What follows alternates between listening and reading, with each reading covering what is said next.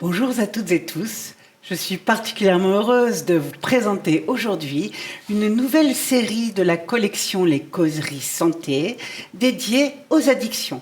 Alors, plus particulièrement, aujourd'hui, nous allons parler des addictions au tabac avec le docteur Mété. Bonjour, docteur. Bonjour, Joël.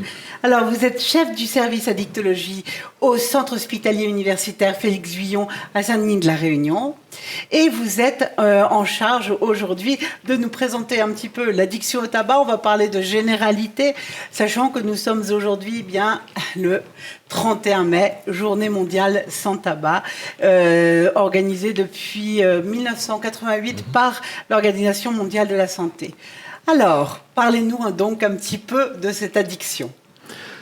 Alors, le tabagisme, c'est une addiction qui existe depuis plusieurs siècles. C'est la découverte du tabac. Elle s'est faite par Christophe Colomb avec une pratique qui existait déjà donc aux Antilles, en Amérique du Sud, et qui s'est très très rapidement répandue pour s'industrialiser et devenir à partir du 19e siècle vraiment un phénomène de masse. Et au 20e siècle, une épidémie mondiale avec aujourd'hui plus de 1 milliard de personnes qui fument et avec des conséquences très très lourdes au niveau de la santé puisque on est sur la première cause de mortalité évitable. Le tabagisme, c'est une addiction, donc c'est un comportement qui a appris avec une substance notamment particulièrement addictive qui est la nicotine et qui au fur et à mesure entraîne une impossibilité de modérer ce comportement, un comportement qui avait été répété plusieurs fois par jour et au point de générer vraiment une addiction tout à fait sévère et qui va accompagner malheureusement les fumeurs pendant une longue partie de leur vie. Souvent les fumeurs vont passer 20 ans à fumer et ils auront beaucoup de mal à s'arrêter de fumer avec une pathologie qui pèse extrêmement lourd pour la santé publique. Alors justement, on fume. Que fume-t-on? Alors on va voir un petit peu ce qu'il y a dans une cigarette pour voir un petit peu en quoi c'est mauvais pour la santé. Et oui, tout à fait. En effet, dans le tabac, on est toujours surpris par ce qu'il y a dans le tabac. Si on regarde dans une cigarette, on va trouver par exemple du mercure qu'on peut trouver, qu'on trouvait dans les thermomètres, dans les anciens thermomètres. On va trouver du chrome comme dans nos jantes de voiture. On va trouver du goudron, je dirais même des goudrons, puisque c'est un ensemble de substances. On va trouver du plomb, on va trouver du formol, et bien voilà, de l'ammoniac, et toutes ces substances, on va les trouver dans le tabac. Et là, je ne vous ai parlé que de quelques substances, puisque dans la cigarette, en fait, dans la fumée de cigarette, nous trouvons près de 4 à 6 000 substances différentes. Donc c'est une extraordinaire usine à produits chimiques, le tabac. Sur ces 4 à 6 000 substances, vous en avez à peu près plus de 200 qui sont toxiques pour l'organisme. Vous en avez à peu près une soixantaine qui sont des cancérigènes particulièrement établis. Et dans toutes ces substances, vous avez souvent des additifs, 600 à 800 additifs dans les cigarettes. Donc la cigarette, au-delà de la nicotine, c'est une complexité de substances chimiques et d'une concrétion de substances chimiques absolument extraordinaires avec des substances radioactives comme le polonium, comme des choses comme ça et comme toutes ces substances que je viens de vous mentionner. Tout ça, vous le trouvez malheureusement dans le tabac.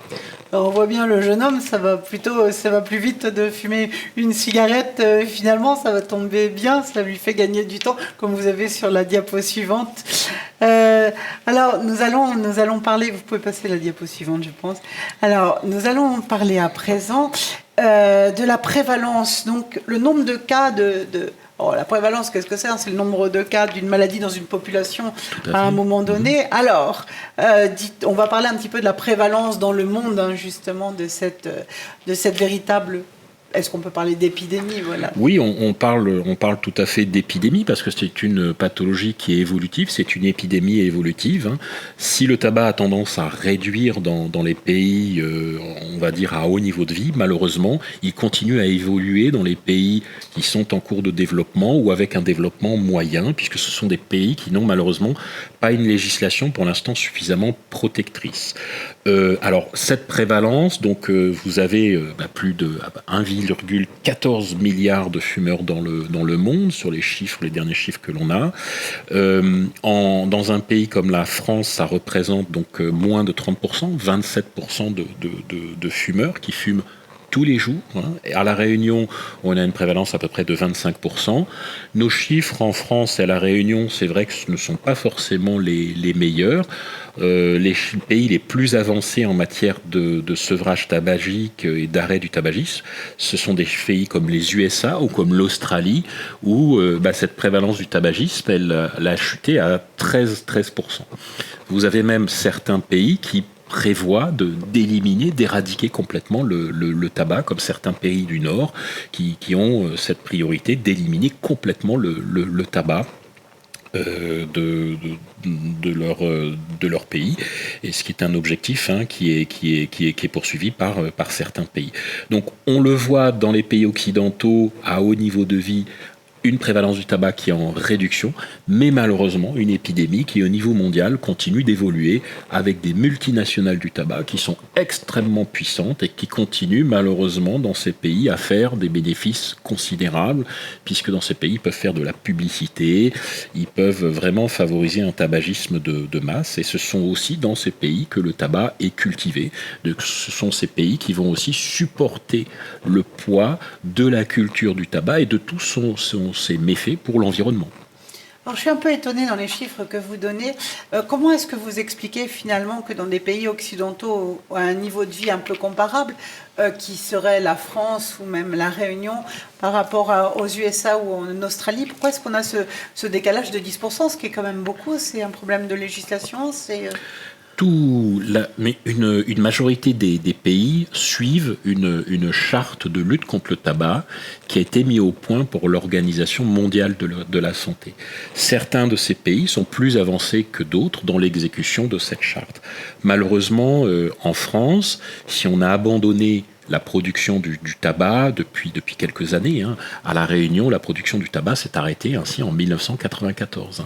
La première culture faite à La Réunion, c'était le tabac. Voilà, première culture non vivrière. Et donc la France a abandonné cette culture. Par contre, elle a un petit peu mis du temps sur sa législation de vente du tabac, puisque il y a cette image un peu du buraliste qui est quelqu'un de sympathique, qui rend des services. Et pour la défense des buralistes, la législation anti-tabac a peiné un peu à se mettre en place. Et finalement, les chiffres évoluent à la baisse, fort heureusement en France aussi, mais la France a été un petit peu à la traîne par rapport à d'autres pays qui sont plus exemplaires que nous. Oui, c'est vrai que notamment à La Réunion, on peut trouver des cigarettes très facilement, puisqu'on peut, en allant faire son plein d'essence, acheter en même temps ces paquets de cigarettes. C'est vrai que ça, c'est un problème. Tout à fait. Malheureusement, c'est une spécificité liée à l'outre-mer, où la vente du tabac n'est pas régulée comme elle l'est dans l'Hexagone. Et c'est ce qui, malheureusement, fait qu'à La Réunion, on a 6 à 8 fois plus de points de vente du tabac.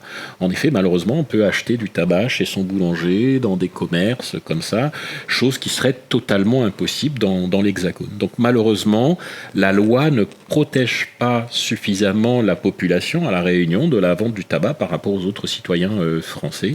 Et une loi devait être mise en place, mais malheureusement, les décrets d'application sont toujours en attente pour avoir une régulation de la vente du tabac. Quand il y a de la vente du tabac comme ça, le problème, c'est de la vente au détail, qui est strictement interdite, et les contrôles sont très difficiles dans autant de points de vente. C'est de la vente aux mineurs, et c'est une disponibilité du tabac qui fait que on accède beaucoup plus facilement à ce produit. Et là aussi, c'est vrai que c'est à La Réunion un des freins de la baisse de la prévalence du tabagisme. Et on n'a pas à faire la queue devant le débit de tabac comme parfois en métropole, on peut le voir dans certaines grandes villes le dimanche soir. Tout à fait. Alors maintenant, je voudrais que vous abordiez un petit peu qu'est-ce qu'on fume alors, comment est-ce qu'on utilise le tabac? Alors le tabac, c'est vrai qu'historiquement, vous savez que le tabac, c'était une substance qui pouvait être fumée, qui pouvait être chiquée, qui pouvait être même prisée. Il y avait des modes très divers de consommation du tabac. Aujourd'hui, le tabac est surtout consommé en cigarettes, avec ce qu'on appelle ces fameuses cigarettes blondes américaines qui se sont imposées après la Deuxième Guerre mondiale, avec une Petite particularité aussi de cette habitude de consommation du tabac, des tabacs orientaux avec la chicha, qui est un objet qui fait assez décoratif, qui fait assez sympa, qui est très prisé des jeunes et des ados, et qui jouit malheureusement d'une réputation anodine et cool, qui est tout à fait usurpée, puisque le tabac, quel que soit son mode de consommation, il est dangereux pour la santé, il entraîne des pathologies tout à fait identifiées.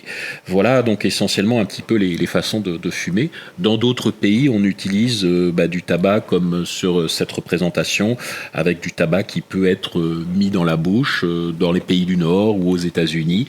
Une habitude qui n'est pas très présente en France, avec ce système que je vous montre de tabac qui est utilisé notamment aux États-Unis, ou ici ce système aussi qui est utilisé dans les pays du Nord avec un tabac qui se met dans la bouche.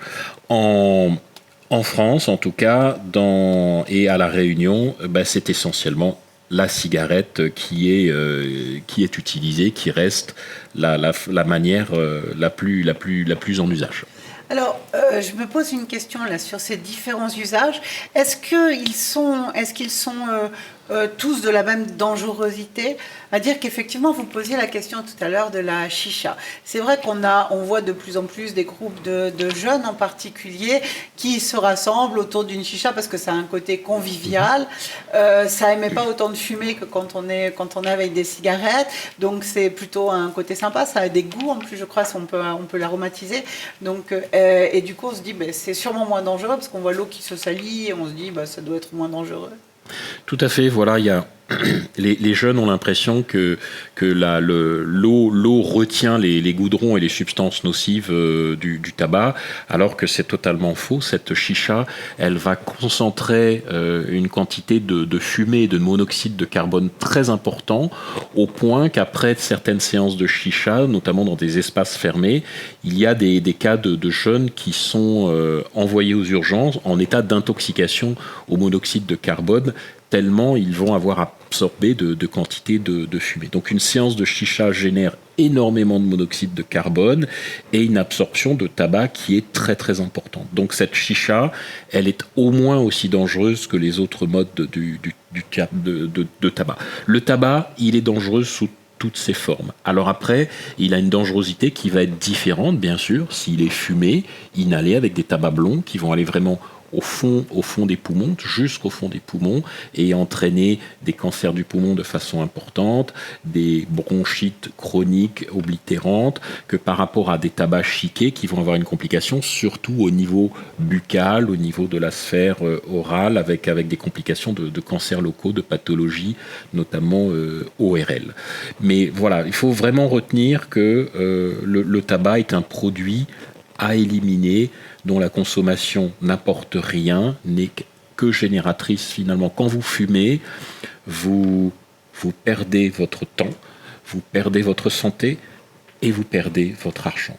Fumer, ce n'est que des pertes finalement, ce n'est que des éléments négatifs, et c'est ça qu'il faut retenir. Il faut vraiment casser cette image cool, il faut dénormaliser l'image du tabac, qui avec l'appui de la publicité, des dizaines d'années qu'il y a eu de publicité, d'images favorables du tabac, aujourd'hui encore, le tabac jouit d'une certaine image, via les films, via certaines représentations, alors que dans le tabac, il y a cette réalité de la première cause de mortalité évitable.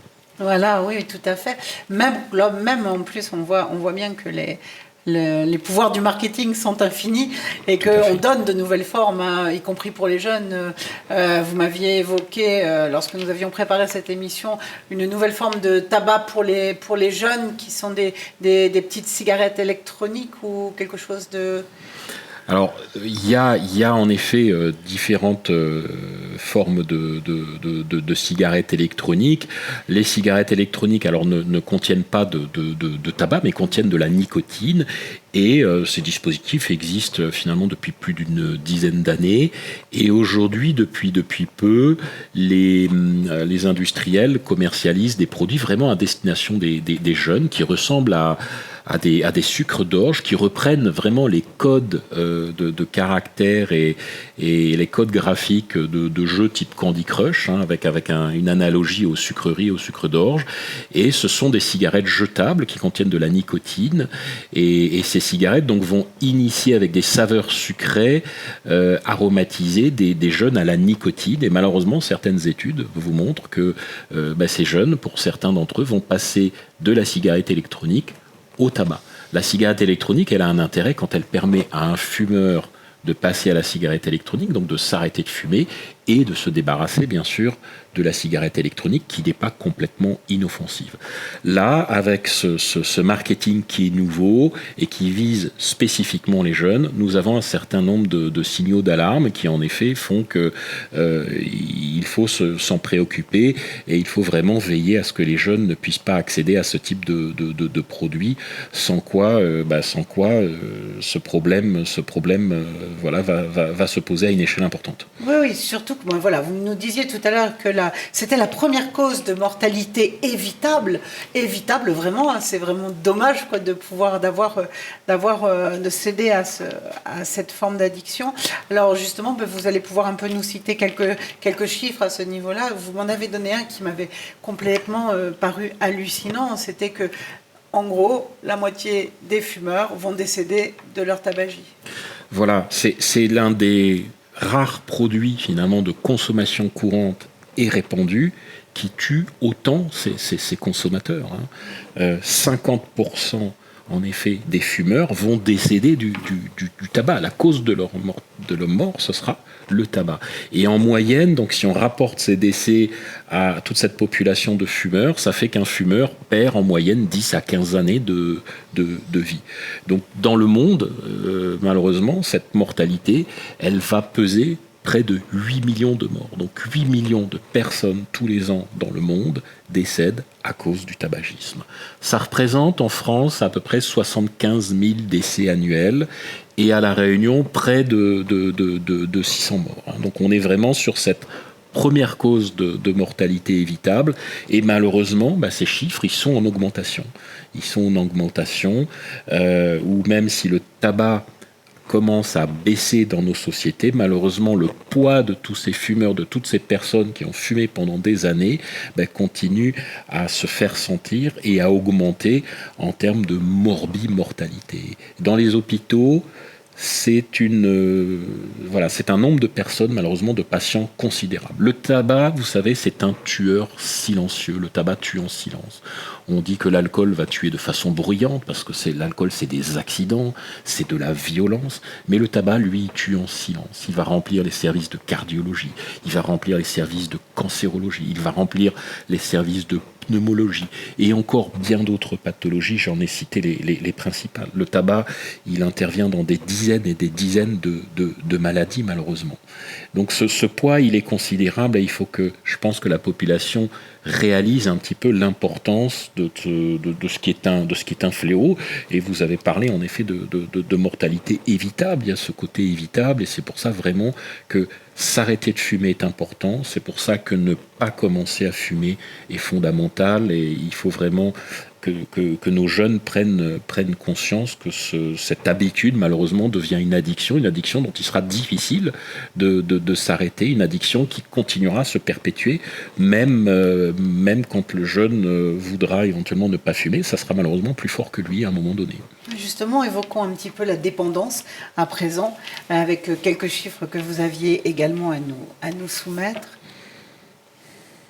Voilà, là, alors les industriels du tabac vont vraiment toujours mettre un focus sur les jeunes. Pourquoi ? Parce que les addictions, à peu près toutes les addictions, s'installent principalement à l'adolescence. Dans 80% des cas, les addictions s'installent chez un jeune de moins de 18 ans et même chez un jeune de moins de 15 ans. Plus on commence jeune, plus la dépendance va s'installer profondément, laisser des empreintes profondes et solide dans le cerveau du jeune, qui aura beaucoup plus de mal à s'arrêter plus jeune il a commencé. Donc c'est vraiment au niveau de la société, au niveau de la santé publique, il faut vraiment mettre énormément de moyens dans cette prévention avec des méthodes de prévention efficaces, évaluées, pour inciter nos jeunes à ne pas fumer. Un jeune ne va pas réaliser, lui,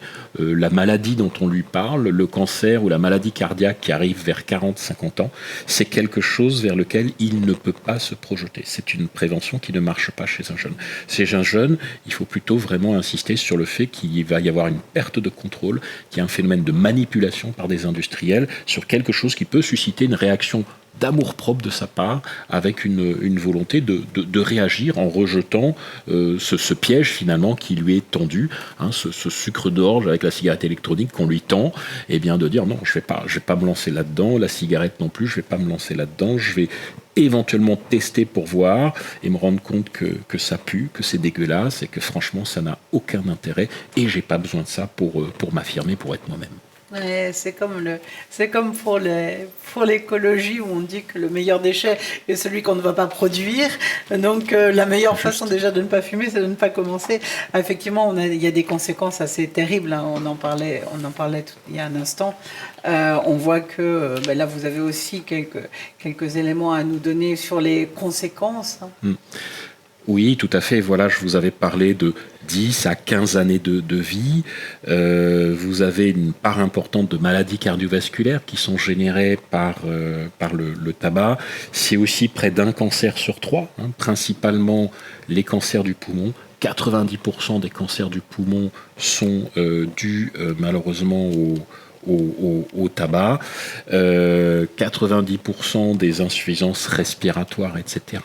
Le tabac, c'est aussi une participation dans l'asthme, notamment dans l'asthme des enfants. C'est le tabagisme passif avec l'exposition, malheureusement, des enfants, des proches, des personnes qui, elles, ne fument pas directement et qui vont, malheureusement, aussi constituer un point important des victimes de ce tabagisme, des victimes collatérales, puisque ne fumant pas, elles, directement. Certains décès d'enfants, vous savez, comme la mort subite du nourrisson, certains cas de mort subite du nourrisson sont provoqués par le tabagisme passif. Donc voilà, on mesure, je crois qu'on ne mesure pas suffisamment le poids énorme du tabagisme sur la santé de la population. C'est par exemple pour un diabétique, vous savez, pour un diabétique a des facteurs de risque. La maladie diabétique, bien sûr, l'expose à des complications cardiovasculaires. Eh bien, le risque du tabac avec le risque du diabète, ce ne sont pas des risques cumulatifs, mais ce sont des risques multiplicatifs. Donc c'est comme si un risque était égal à 3 pour le tabac, à 3 pour le diabète. Eh bien, l'équation, c'est pas 3 plus 3 égale 6, mais plutôt 3 fois 3 égale 9. Donc vous avez une synergie malheureusement négative de certaines pathologies, comme le diabète, quand il se rajoute au tabagisme pour entraîner des lésions beaucoup plus rapides et beaucoup plus sévères, avec là des conséquences qui peuvent être très très lourdes quand il y a ces multiplications de facteurs. Oui, alors on est maintenant familier avec ce qu'on a évoqué beaucoup pendant l'épidémie de Covid-19 avec les facteurs de comorbidité. Et là, c'est vraiment bien c'est bien le cas, quoi. Il y a véritablement des facteurs de comorbidité liés à l'usage du tabac, avec des maladies comme le diabète. Tout à fait, voilà. Alors maintenant, on va essayer de ne pas commencer. Si malheureusement on a commencé, alors nous allons pouvoir peut-être parler un peu du sevrage. Comment est-ce qu'on peut se sevrer? Quels sont les différents moyens qui sont à notre disposition et quels sont les moyens qu'il ne faudrait peut-être pas utiliser aussi parce qu'il y a de la publicité autour et que ce ne sont pas des bons moyens. Je vous laisse un petit peu nous détailler tout cela.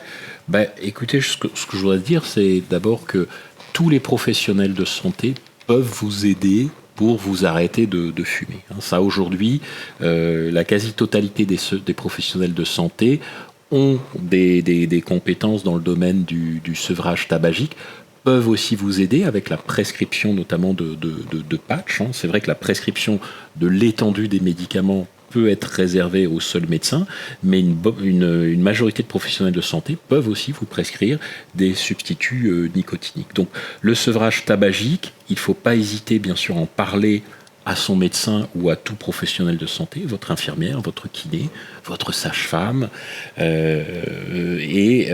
aurez une aide, en tout cas des conseils, une orientation. Donc de nombreux professionnels aujourd'hui peuvent vous aider.